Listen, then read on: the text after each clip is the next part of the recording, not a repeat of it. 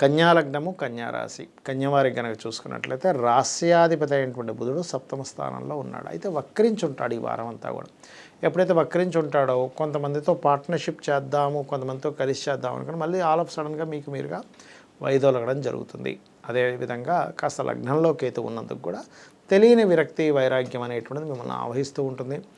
ధనపరంగా చూసుకున్నట్లయితే వేరే ప్రాంతానికి వెళ్ళడం ద్వారా, వేరే దేశాలకు వెళ్ళడం ద్వారా బాగా అభివృద్ధి అనేటువంటిది ఉంటుంది. మరియు కొంత సహోదర వర్గంతో తెలియని ఘర్షణ వాతావరణం 3వ తేదీ నుంచి చూపిస్తుంది. 3 నుంచి 5వ తేదీ వరకు ప్రత్యేకంగా. తర్వాత కూడా నీచంలోనే ఉంటాడు, కానీ కొన్ని సందర్భాల్లో ఈ చంద్రుడు ఎప్పుడైతే మేషము, కర్కాటకము, తుల, మకర, కుంభరాశిలో సంచరించేటప్పుడు నీచభంగ రాజయోగం జరుగుతుంది. అయితే ఇక్కడ ఈ 3వ తేదీ నుంచి అగ్రిమెంట్స్ చేసుకునే విషయంలో, ముఖ్యంగా అన్నదమ్ముల విషయంలో, వాహనాల మీద వెళ్ళేటప్పుడు కొద్దిగా జాగ్రత్తగా ఉండండి. కన్స్ట్రక్షన్ ఫీల్డ్లో ఉండేటువంటి వారికి, పళ్ళు, పువ్వులు ఇట్లాంటివి పండించేటువంటి వారికి చాలా అనుకూలమైనటువంటి వాతావరణం ఉంది.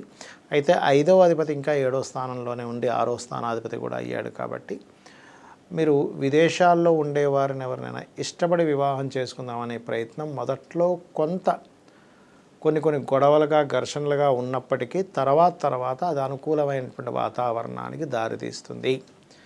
అలాగే ఇక్కడ ఉద్యోగ సంబంధించినటువంటి విషయంలో ఈ డిజిటల్ మార్కెటింగ్ అంటూ ఉంటారు. డిజిటల్ మార్కెటింగ్ కానీ, లేనట్లయితే ఏదైనా ఈ కోడింగ్ రిలేటెడ్, సాఫ్ట్వేర్ రిలేటెడ్ సంబంధించిన వాటిలో ఉద్యోగ అవకాశాలు మీకు వస్తాయి.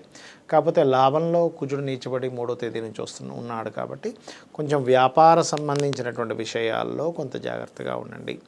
అదేవిధంగా మీరు చేయవలసినటువంటి దేవత ఆరాధన ఏమిటి అని చెప్పి చూసుకున్నట్లయితే వెంకటేశ్వర స్వామి యొక్క ఆరాధన చేయండి. అన్ని విధాలా మీకు బాగుంటుంది.